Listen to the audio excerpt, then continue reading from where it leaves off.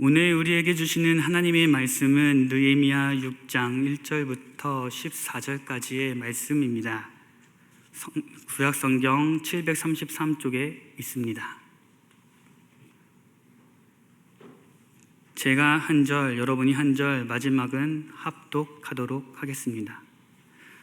산발락과 도비아와 아라비아 사람 게셈과 그 나머지 우리의 원수들이 내가 성벽을 건축하여 허물어진 틈을 남기지 아니하였다 함을 들었는데 그때는 내가 아직 성문에 문짝을 달지 못한 때였더라. 산발락과 게셈이 내게 사람을 보내어 이르기를 오라 우리가 오노평지 한 촌에서 서로 만나자 하니 실상은 나를 해고자 함이었더라. 내가 곧 그들에게 사자들을 보내어 이르기를 내가 이제 큰 역사를 하니 내려가지 못하겠노라. 어찌하여 역사를 중지하게 하고 너희에게 내려갔느냐 하매 그들이 데몬이나 같이 내게 사람을 보내되 나는 꼭 같이 대답하였더니 산발럿이 5번째는 그 종자의 손에 봉하지 않은 편지를 들려 내게 보냈는데 그 글에 이르기를 이방 중에 또 소문이 있고 가슴으로 말하기를 너와 유다 사람들이 고반하려 하여 성벽을 건축한다 하나니 내가 그 말과 같이 왕이 되려 하는도다.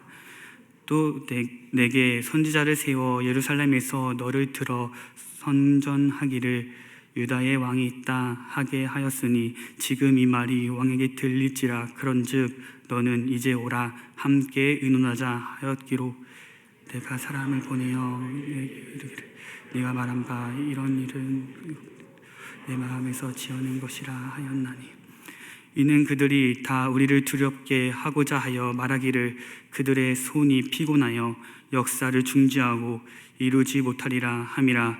이제 내 손을 힘있게 하옵소서 하였노라. 이후에 무에다발의 손자 드라야의 아들 스마야가 두문불출하기로 내가 집에 가니 그가 이르기를 그들이 너를 죽이러 올 터이니 우리가 하나님의 전으로 가서 예수 안에 머물고 그 문을 닫자 저들이 반드시 밤에 와서 너를 죽이라 하기로 내가 이르기를 나 같은 자가 어찌 도망하며 나 같은 몸이면 누가 외소에 들어가서 생명을 보존하겠느냐 나는 들어가지 않겠노라 하고 깨달은즉 그는 하나님께서 보신 바가 아니라 도비아와 산발락에게 죽었고 내게 이런 예언을 하며 그들이 뇌물을 준 까닭은 나를 두렵게 하고 이렇게 함으로 범죄하게 하고 악한 말을 지어 나를 비방하려 함이었느니라. 다 같이 읽겠습니다. 내 하나님이여 도비아와 산발락과 여선지 노야다와 그 남은 선지자들 곧 나를 두렵게 하고자 한 자들의 소행을 기억하옵소서 하였노라. 아멘. 이것은 하나님의 말씀입니다.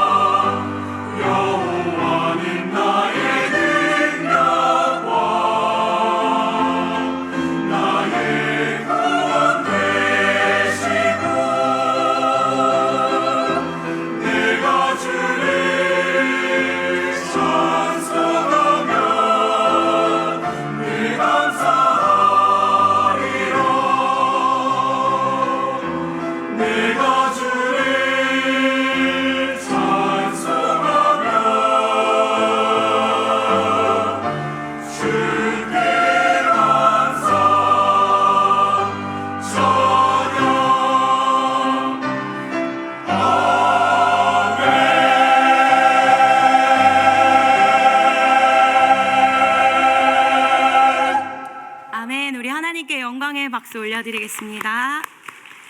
기도드리겠습니다. 영광의 크신 하나님 아버지, 이 땅 가운데 주님보다 높으신 분이 없습니다. 주님은 우리의 대장 되시며 주님은 이 땅 가운데 가장 높으시고 모든 만물을 다스리는 우리 아버지이십니다. 하나님, 지금 이 시간 주님께서 마음으로 눈물로 또 우리에게 전하고 싶으셨던 그 하나님 마음을 우리에게 전하여 주옵소서. 주님께서 기록하신 이 말씀을 통하여 주님의 마음 알기 원하고 우리가 이 땅을 살아갈 때에 영적인 군사로, 싸우는 자로, 성벽을 짓는 자로 승리하기 원합니다. 동행하여 주옵소서. 감사드리며 예수님의 이름으로 기도드립니다. 아멘. 네, 우리는 지난달부터 느헤미야서를 계속 읽고 있습니다. 우리 평강 성도들의 인생에도 이 느헤미야서처럼 성벽을 재건하며 성벽이 있는 그런 성도들, 성벽이 쌓여져 있는 그런 인생을 살아야 됨을 강조하고 있습니다. 우리의 인생에도요, 성벽이 재건돼야 합니다. 느헤미야의 핵심은요, 성전이 재건된 게 아니에요. 성전은 원래 있었습니다. 그러나 성벽이 재건되는 거예요. 성전은 이미 예루살렘 안에 있었으나 느헤미야를 통하여 성벽이 재건되고 그 성벽의 문이 달리자 그 예루살렘에 이전에는 없었던 영적인 부흥이 일어난다라는 이야기가 바로 오늘 느헤미야서의 그 핵심 이야기입니다. 성벽이 쌓이면요, 더 이상 적들은 함부로 쳐들어올 수가 없습니다. 공식적인 문을 통해서 그 문을 두드리고 우리가 그 문을 열어줘야만 그들이 우리 안에 들어올 수 있는 것입니다. 우리의 인생에도 마찬가지예요. 여러분의 인생에 하나님이 쌓아주시는 성벽이 쌓아지고 있는가? 이 느헤미야는요, 우리 인생에도 성벽이 필요하다. 그래야 대적이 우리의 마음 가운데 뿌려진, 심겨진, 우리 안에 심겨진 말씀과 복음을 앗아가려고 할 때 그 성벽으로 인하여 그들이 함부로 우리의 마음을 빼앗아갈 수 없다라는 것입니다. 성벽이 재건되자 이 6장 후반부 그리고 7장으로 넘어가면서 느헤미야가 수축한 성벽이 완성되자 예루살렘에서는요, 이전에는 없었던 완전한 부흥이 터지게 됩니다. 백성들은요, 말씀을 궁금해하고요, 그 말씀을 읽으며 새벽부터 밤까지 말씀을 듣고 싶다고 울부짖으며 내가 말씀대로 살고 싶다고 그렇게 회개하는 놀라운 역사들이 일어나게 됩니다. 에스라가요, 이 느헤미야가 오기 13년 전부터 학자였던 에스라는요, 이 예루살렘에서 말씀을 계속 전했습니다. 그런데 아무리 전했어도 성벽이 없으니, 그 예루살렘을 지켜주는 성벽이 없으니 아무 때나 이방인들이, 대적들이 이 예루살렘에 침공하여 예루살렘에 넘어와서 그들의 마음에 심겨진 복음과 그들의 마음에 심겨진 하나님의 말씀을 앗아가더라라는 것입니다. 우리의 마음에 성벽이 쌓여져야 하겠습니다. 아멘입니까? 우리 오늘 이 6장을 통하여 성벽이 진행되는 그 마지막 단계를 오늘 6장을 통하여 보려고 합니다. 이전에 4장과 5장을 통해서 우리는 어떤 이야기를 보았냐? 바로 이 4장을 통해서는요, 외부의 공격들, 그래서 산발락과 도비야가 이 예루살렘에 공사하고 있는 백성들에게, 야, 너 아무리 성전을 그렇게 성벽을 만들어도 여우가 지나가도 그거 다 무너지겠다, 이렇게 말로써 조롱합니다. 열심히 밤낮 없이 생계 없이 그렇게 성벽을 쌓고 있는 백성들에게, 야, 여우가 지나가도 너가 쌓고 있는 그 성벽 무너져. 야, 지금이라도 좋으니까 거기 일하지 말고 빨리 그거 일 그만둬. 이렇게 외부의 공격들이 이스라엘 백성들을 무너뜨리려고 합니다. 그때 4장의 핵심은 뭐였냐면요, 느헤미야는 그런 가운데 기도하며 그들을 대적하며 한 손에는 무기를 잡고 한 손에는 성벽 쌓는 돌을 잡고 끝까지 전진해 나가더라라는 이야기입니다. 5장은 어떤 이야기입니까? 우리 PPT 한번 잠시 보여주시면요, 이렇게 이스라엘 백성들이 열심히 성벽을 재건하려고 하는데 산발락과 도비야는 조롱하는 거예요. 회파를 두는 거예요. 야, 니네가 하는 그거 금방 무너질걸? 여러분, 우리 인생에도 마찬가지이지 않습니까? 우리가 결단할 때, 우리가 신앙을 결단하고 내가 이제는 하나님 앞에서 하나님을 위해 살 거예요 라고 결단할 때 원수는 우리들의 삶을 추격하면서요, 하나님의 일을 끝끝내 완수하지 못하도록 막아선다라는 것입니다.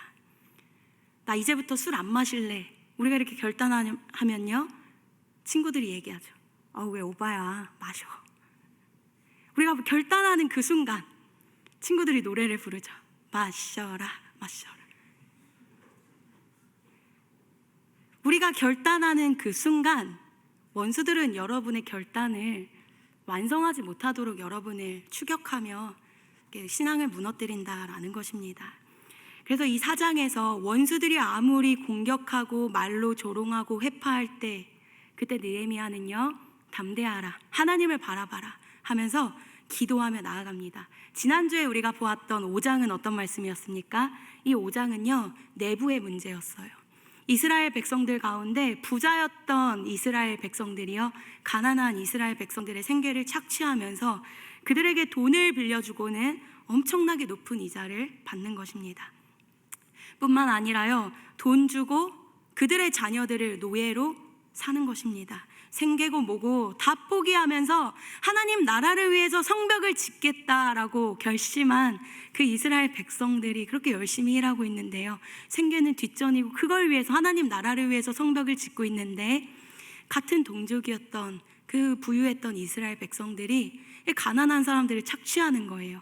그러니까 이 가난했던 이스라엘 백성들이 울부짖으며 눈물을 흘립니다. 느헤미야가요, 가만 보니 외부의 공격은 문제가 없는데, 그때는 기도하며 무기를 붙잡으며 더 담대하게 하나님 도와주십시오, 더 담대하게 나아가는데요, 지금 문제는 뭔가 하니 이스라엘 내부 안에 있었던 그 작은 곰팡이가, 그 작은 누룩이요, 우리 안에 숨어 있었던 그 죄악이, 우리 안에 숨어 있었던 그 이기심이, 우리 안에 숨겨 있었던 그 죄악이 퍼져가고 있다라는 것이에요.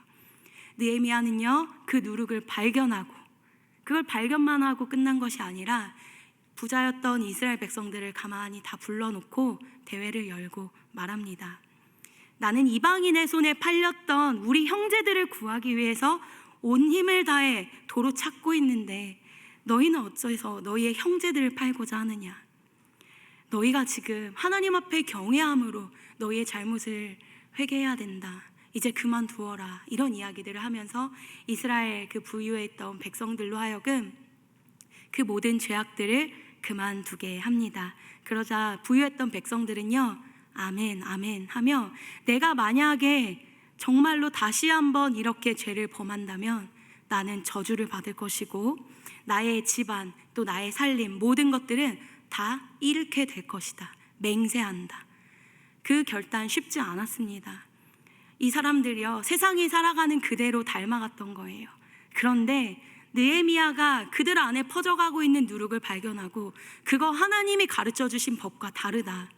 하나님은 동족들을 노예 삶으라고 하지 않았다. 하나님은 가난한 자들을 그렇게 착취하라고 말하지 않았다. 말씀 한번 들려주니까요, 이 이스라엘 백성들이 결단하고 내가 이제 더 이상 그것을 행하지 아니하겠다 결단하고 맹세하며 산업을 다 주님 앞에 내어드리고 또 꾸었던 그 백성들에게 100분의 1씩 돌려주는 그런 결단들이 일어납니다. 여러분, 지난주까지 이번 일주일간 여러분 안에 퍼져가고 있는 그 죄악과 누룩 발견하셨습니까? 여러분 안에 계속 퍼져가고 있는 그 죄악을 발견했다면 그거는 예수님께 전가하며 이 교회당을 나갈 때, 예배당을 나갈 때요, 여러분 새 사람 되어서 깨끗하게 씻김 받고 나아가야 됩니다. 이제는 멈춰야 됩니다. 세상이 다 한다고 여러분들도 따라하는 것이 아니라 여러분을 말씀을 기준으로 말씀 따라가는 거룩한 백성입니다. 여러분 믿으십니까? 여러분 그런 인생 살아가게 될 줄을 믿습니다. 그래야 우리는 세상에서 빛과 소금의 역할을 할 수 있고요. 느헤미야도 그랬어요. 느헤미야는요 12년 동안 총독을 섬겼지만 단 한 번도 이스라엘 백성들의 녹을 따로 취하지 않았어요. 할 수 있었으나 그들의 삶이 어려웠고 하나님을 경외함으로 내가 그렇게 살아가지 않았더라. 여러분, 우리는 하나님께로부터 나왔고요, 이 짧은 순간을 살아가고 난 뒤에 다시 하나님께로 가게 됩니다. 하나님께로 다시 돌아갈 때 하나님이 여러분의 인생 가운데 세시며 기억하시는 것, 그거는 여러분이 얼마나 하나님의 말씀을 따라 살았는가. 세상에서 옳다고 하는 그 삶 말고요, 세상이 옳다고 얘기하는 그렇게 살아온 인생은 숫자로 세워지는 것이 아니라요, 여러분이 하나님의 말씀을 얼마나 쫓아 살아갔으며 하나님은 그것을 거룩으로 바라보시며 그것을 세시는 거예요. 잘했다, 내 충성된 종아. 그것들 세시면서 하나님이 여러분을 반기고 계신다라는 것입니다. 누룩을 제거하고 여러분이 그 죄를 멈추게 하는 세상의 빛과 소금 될 줄을 믿습니다. 이렇게 4장과 5장이 마무리되고요, 오늘 6장에서는요 더욱 치밀하고 더 고차원적인 방해와 그 회방들이 시작됩니다. 마귀들은요, 사명을 이루어 나가려고 하는 그 한 사람, 이 한 사람만 죽이면 이 공동체 다 무너진다. 이 한 사람만 무너뜨리면 하나님의 비전이고 뭐고 다 없어, 그냥 알아서 망하게 될 거야 하는 그 한 사람을 마귀는 잘 알아요. 그 중심에 있는 한 사람 바로 느헤미야였죠. 느헤미야를 넘어뜨리면 이 공동체, 이 성벽이 어떻게 완성되지 않을지를 마귀는 알았습니다. 그러니 이 6장의 핵심은 무엇인가? 그 모든 공격들이요, 그 모든 화살들이 단 한 사람 느헤미야에게 쏟아집니다. 느헤미야 한 사람을 죽이려는 거예요. 그냥 느헤미야 인생만 사라지는 것이 아니라요, 느헤미야를 죽이면 하나님 나라가 재건되고 있었던 성벽이 그냥 그대로 무너지는 것입니다. 하나님 나라에서 무시무시한 사람이 바로 느헤미야였죠. 오늘 그 이야기를 함께 보려고 합니다. 하나님 나라에서는요, 수많은 숫자가 필요한 게 아니에요. 하나님 나라에서는요, 지금 이 공간 가운데 이 예배당에 100명, 200명, 300명이 넘쳐난다고 사단은 두려워하지 않습니다. 골리앗 앞에 섰던 이스라엘 백성들 기억하십니까? 이스라엘 군대들이요, 무기를 가지고 골리앗 앞에 다 서 있었어요. 그런데 그들에게 능력이 있었습니까? 다 두려워했어요. 하나님을 조롱하고 하나님을 짓밟으며, 하나님 그렇게 짓밟고 있는데, 하나님 놀리고 있는데 아무도 쉽게 나아가지 못해요. 저는 전도사님들에게도 가끔 이런 얘기합니다. 우리 평강교회에 나는 숫자 200명, 300명 나 그거 진짜 바라지 않는다. 근데 우리 공동체 안에 정말 다윗과 같이 순전하고 거룩한 사람 10명이면 200명 넘쳐나는 거 무슨 소용이냐. 다 골리앗 앞에 섰던 이스라엘 군대들처럼 하나님 짓밟히고 있는데 그거 구경만 하고 두려워서 벌벌 떠는 200명 무슨 소용이냐. 우리는 그 10명을 만들어내자. 그 이스라엘 백성들 앞에서 하나님 조롱받고 있을 때 그거 마음 아파하면서 하나님 제가 주님의 이름으로 싸울게요 하는 10명이면 됩니다. 그 한 사람을 사단들은 무서워하는 거예요. 여러분 그런 한 사람 되길 바랍니다. 오늘 사단은 느헤미야를 두려워했습니다. 이제 6장 1절 같이 한번 읽어볼 텐데요, 느헤미야를 죽이기 위해 마지막 총공격이 시작됩니다. 함께 읽어보겠습니다. 시작. 도비야와 아라비아 사람 게셈과 그 나머지 우리의 원수들이 내가 성벽을 건축하여 허물어진 틈을 남기지 아니하였다함을 들었는데 그때는 내가 아직 성문에 문짝을 달지 못한 때였더라. 지금 느헤미야는요, 성벽 건축의 완성 바로 코앞에 와 있습니다. 거의 완성됐지만 단 하나, 성문에 문짝 하나 달지 않았던 거예요. 이거 하나 달면 이제 원수들은 제멋대로 예루살렘에 들어오지도 못해요. 거의 다 했어요. 문짝 하나, 이 문짝 하나 달면 되는데요, 사실은요 느헤미야가 안 달아도 됩니다. 이제 다 왔으니까, 거의 끝까지 왔으니까 느헤미야가 여기서 다른 사람 시킬 수 있어요. 부하들 시킬 수 있어요. 야 이제 이거 문짝 끝까지 달아라. 그런데요 느헤미야가요 이 정도 열심히 일했으면 이제 그만두고 이 백성들이 산발락과 도비야가 야 우리랑 같이 협상하자, 일로 나와봐, 이렇게 이야기할 때요 솔깃하면서 그래 그 높은 자리에 있는 사람도 한번 만나러 가볼까, 그렇게 솔깃할 수도 있었다라는 것입니다. 그런데 느헤미야는 자신의 이 사명이 끝나기 전까지는요, 그 마무리 온점을 찍기 전까지는요 한 발자국도 움직이지 않습니다.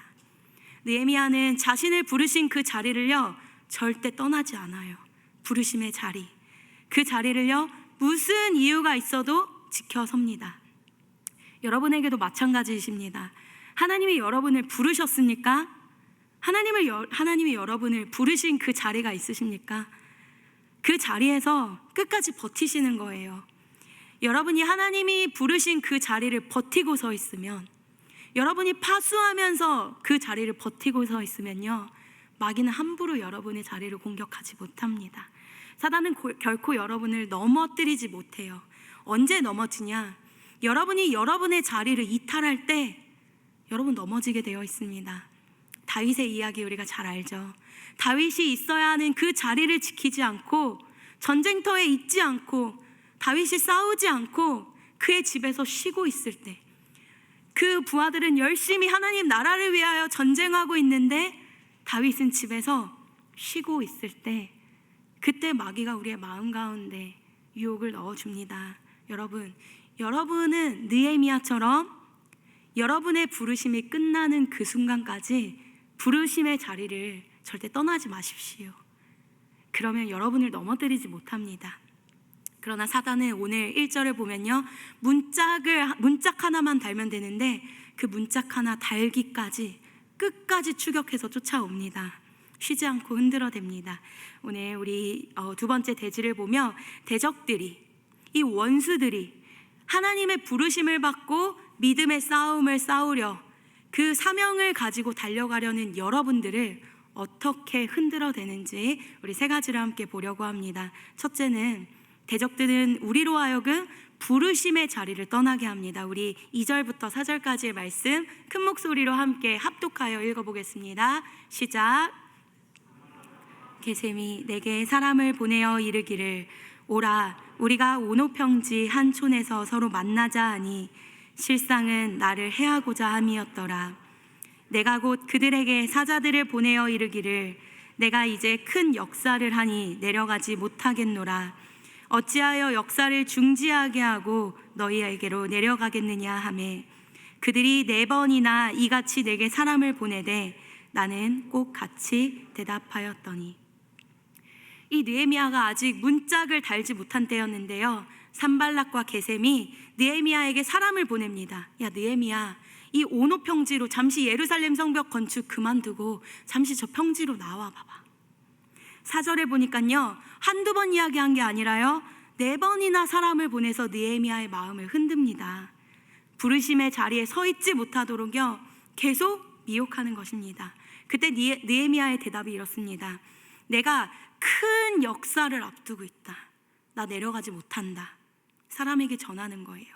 어떻게 이 하나님의 크고 위대한 역사 앞에서 이걸 중지하고 너희한테 갈 수 있겠느냐.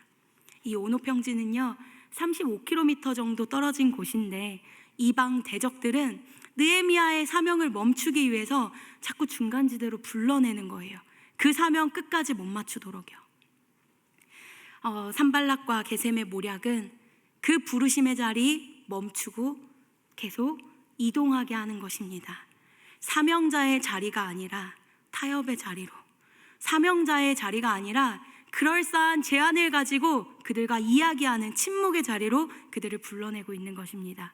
보기에는 좋게 보이죠. 듣기에 좋게 들립니다. 그러나 이 제안은요 느헤미야를 죽이는 속셈이 들어있는 덫이었습니다.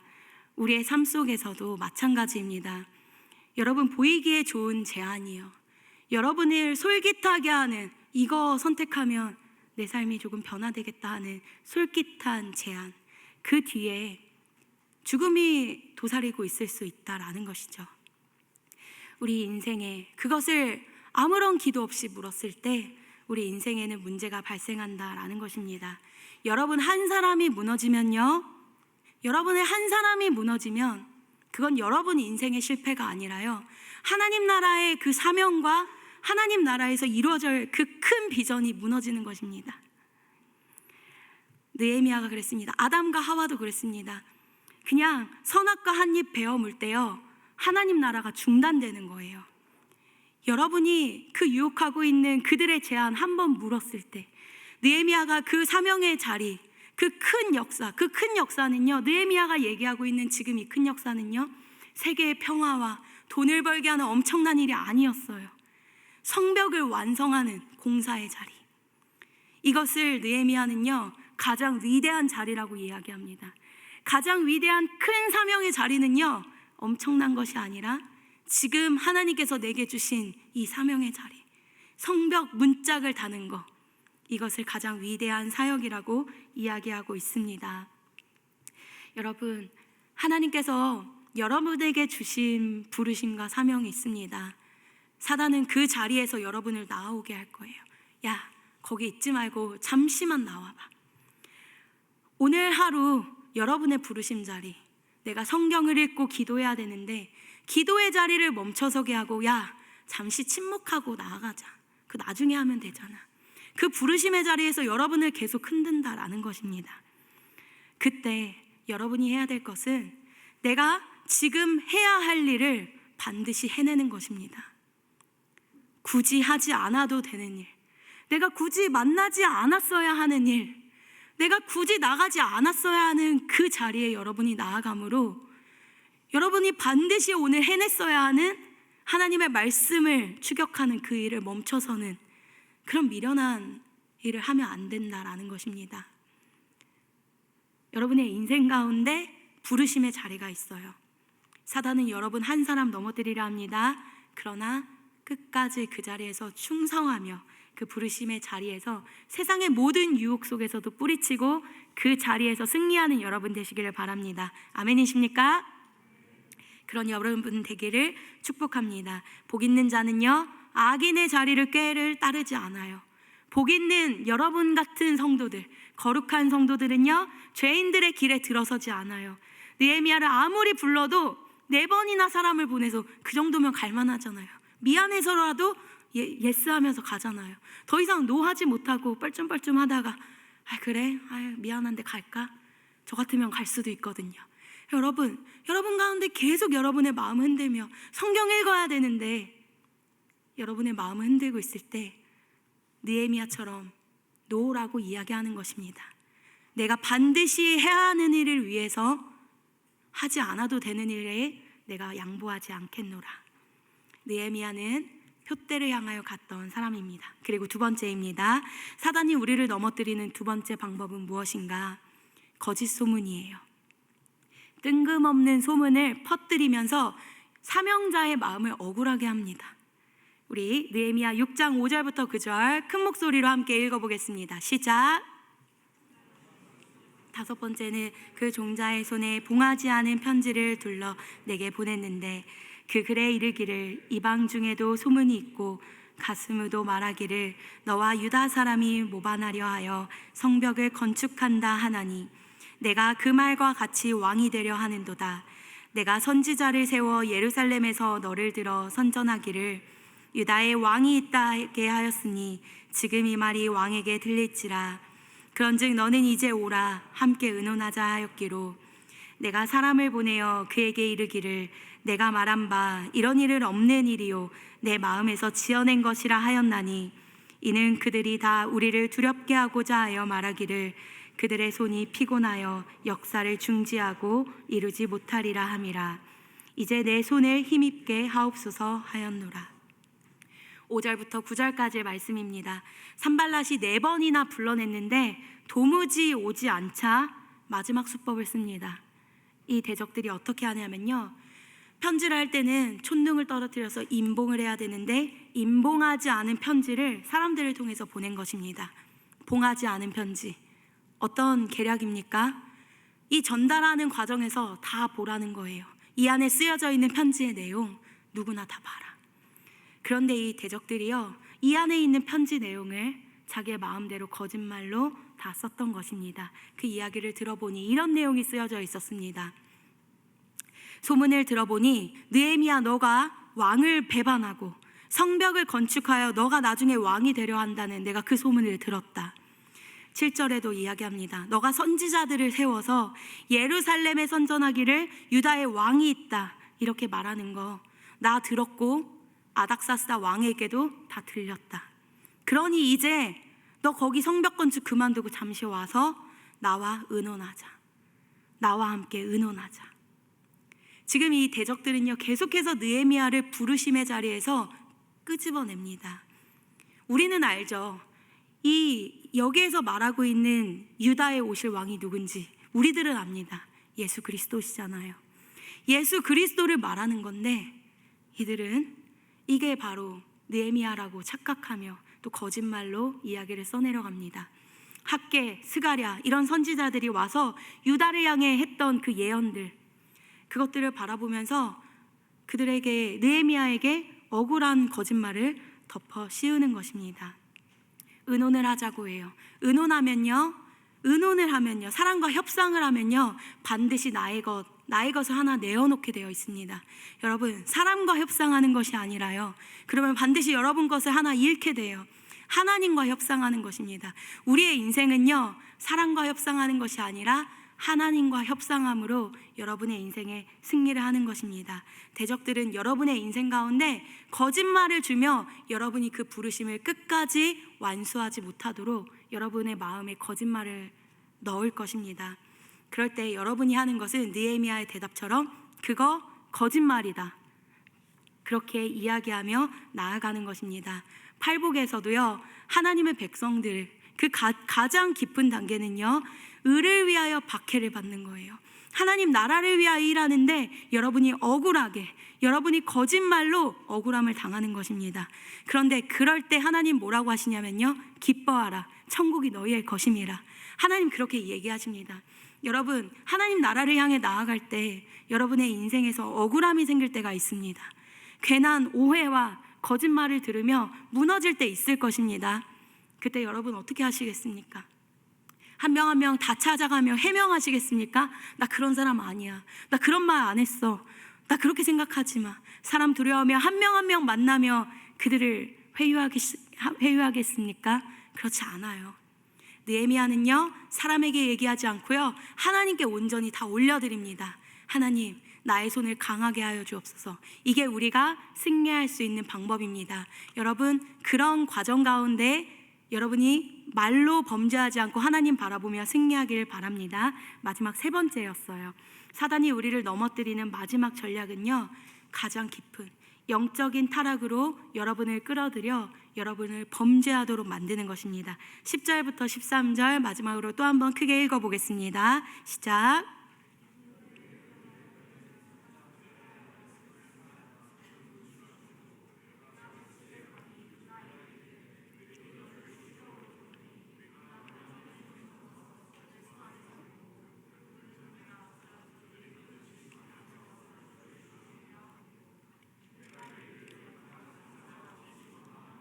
나 같은 몸이면 누가 외소에 들어가서 생명을 보존하겠느냐? 나는 들어가지 않겠노라 하고 깨달은즉 그는 하나님께서 보내신 바가 아니라 도비아와 산발랏에게 뇌물을 받고 내게 이런 예언을 함이라. 그들이 뇌물을 준 까닭은 나를 두렵게 하고 이렇게 함으로 범죄하게 하고 악한 말을 지어 나를 비방하려 함이었느니라. 여러분, 성전에 들어갈 수 있는 스미야의 이야기입니다. 스미야는요, 제사장이었어요. 하나님의 말씀에 곧게 서야 하는 이 스미야가요, 뇌물을 받고, 대적들의 뇌물을 받고요, 느헤미야를 죽이기 위해서 느헤미야에게 불법을 저지릅니다. 이 성전은요, 아무나 들어갈 수 없습니다. 하나님의 말씀의 성전은 제사장이 들어가는 것이고요, 제사장도 함부로 들어갈 수 없는 곳이에요. 그런데 지금 이 스마야가 느헤미야를 거짓말로 속입니다. 지금 오늘 너가 오늘 이곳에 숨지 않으면 대적들이 와서 오늘 밤 너를 칠 것이다. 그러니까 오늘 밤 성전 외소 그 가운데 숨어 있자. 그렇게 이야기합니다. 만약에 느헤미야가요, 자신의 생명을 위해서, 자신의 생존을 위해서만 살아가는 사람이었다면요, 반드시 들어갔겠죠. 그런데 느헤미야는요, 자신의 생명을 위해서 살아가는 사람이 아니었어요. 이 느헤미야는요, 그 순간에도요, 하나님을 바라봅니다. 나 같은 더러운 자가 어떻게 주님의 지성소와 성소 가운데 들어갈 수 있냐? 나는 그렇게 하지 않겠다. 내가 어떻게 그곳에 들어가서 하나님 앞에 생명을 보존하겠느냐? 그렇지 하지 않겠다. 여러분의 위급한 상황 가운데에서 하나님의 말씀을 어겨서라도 여러분의 생명과 여러분의 이익을 얻기 위해서 하나님의 눈을 가리며 그 일을 해서는 안 됩니다. 바로 오늘 느헤미야가 그랬어요. 그 생명을 만약에 사랑했다면 느헤미야는 그곳에 들어갔을 것입니다.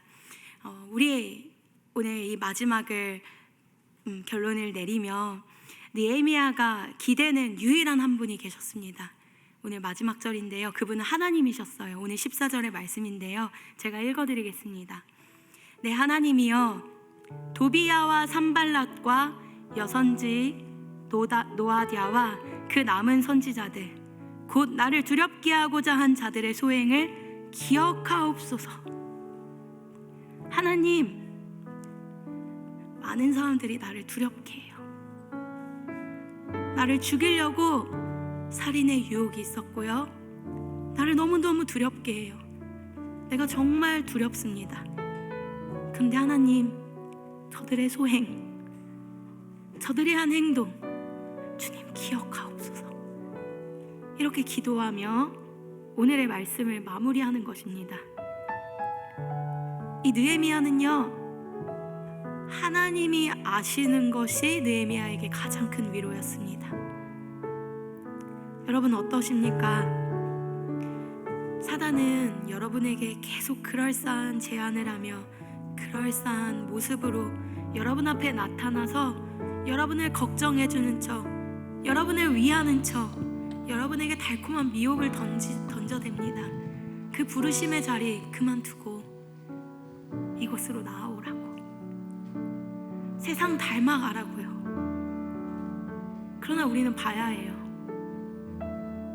그 달콤한 제안 뒤에 숨겨져 있는 사단의 악한 의도, 여러분을 어떻게 하면 넘어뜨릴까? 여러분을 어떻게 하면 넘어뜨려서 하나님의 역사가 일어나지 않게 할까? 선악과 딱 한 입만 베어 물게 하는 그 전략이요. 사단은 알았어요. 여러분 단 한 사람만 하나님의 말씀에서 멀어지게 하면 하나님 나라의 일이 어떻게 무너지는지. 그때마다 느헤미야의 대답은 한결같았습니다. 담백했고요, 명쾌했어요. 그의 대답은 예스와 노가 아주 명확했고 분명했습니다. 여러분, 성경은 언제나 이분법으로 이야기합니다. 소위 흑백 논리죠. 세상은 중용이 좋다, 중도가 좋다, 중간지대가 좋다, 나아오라, 그것이 지혜다, 그렇게 이야기하지만요, 성경은 정확하게 무엇이 의이며 무엇이 불의이고, 무엇이 선이고 무엇이 악이며, 무엇이 생명길이며 무엇이 타락의 길이며, 무엇이 정결한 것이고 무엇이 부정한 것이며, 무엇이 빛이고 무엇이 어둠이며, 무엇이 저주이고 무엇이 복인지, 무엇이 우리를 생명길로 인도하고 무엇이 우리를 지옥길로 인도하는지 아주 명확하게 구분해 놨다라는 것이에요. 느헤미야의 대답은 한결같았어요.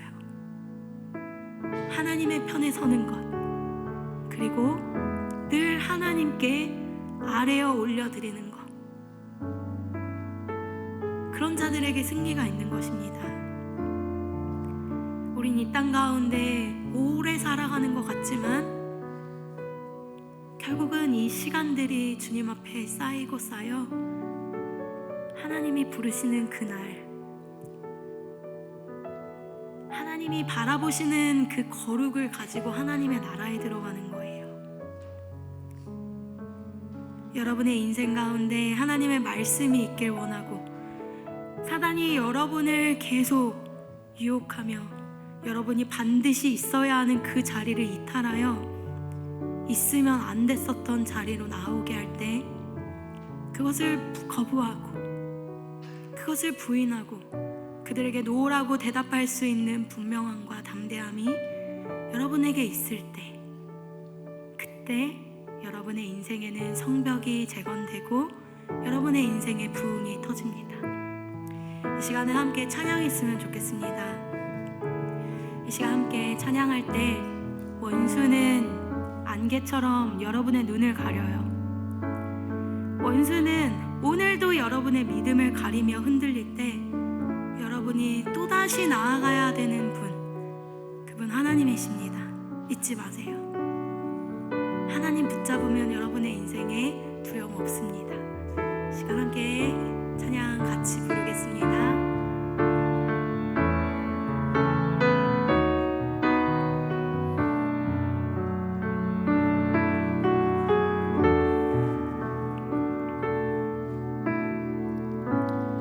안개가 날 가리워 내 믿음 흔들리려 할 때 나 주님께 나아가네. 주님은 산 같아서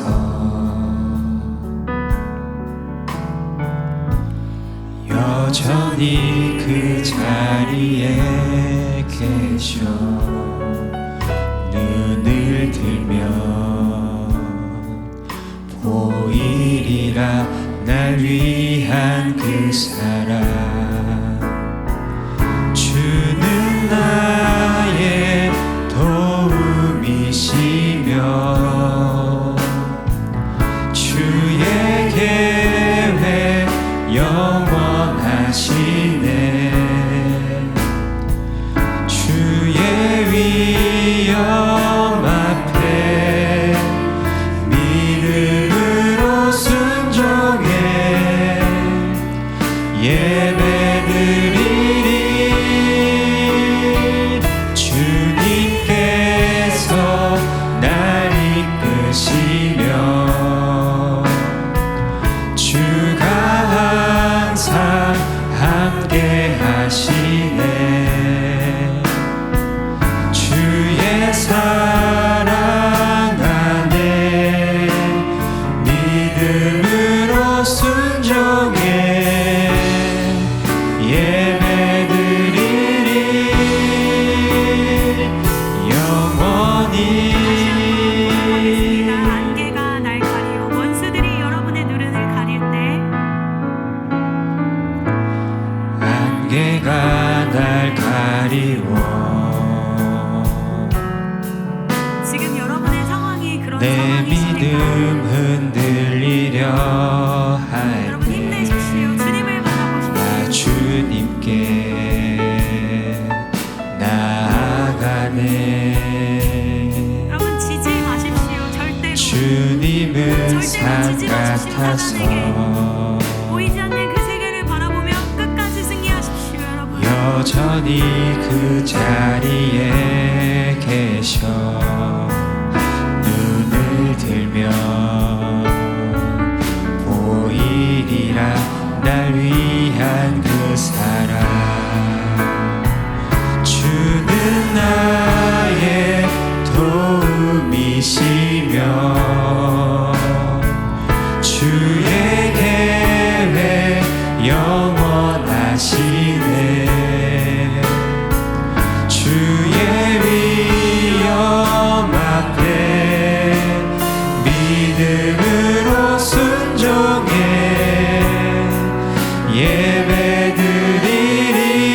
예배드리리. 주님께서 날 이끄시며 주가 항상 함께 하시네.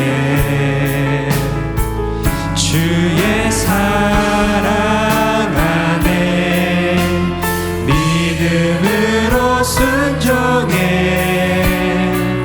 예배드리리. 영원히.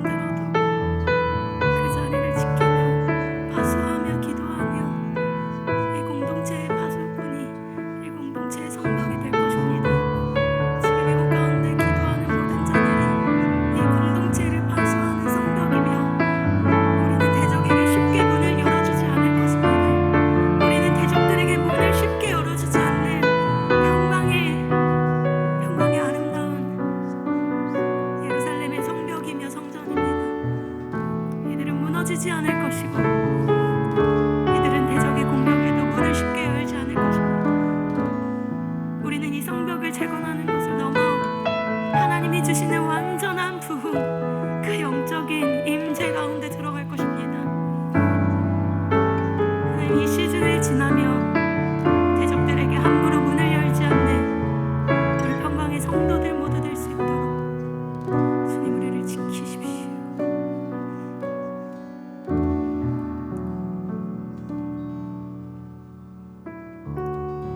하나님 아버지, 이 느헤미야의 마지막 기도를 묵상하며 오늘 말씀을 올려드립니다. 기도를 올려드립니다.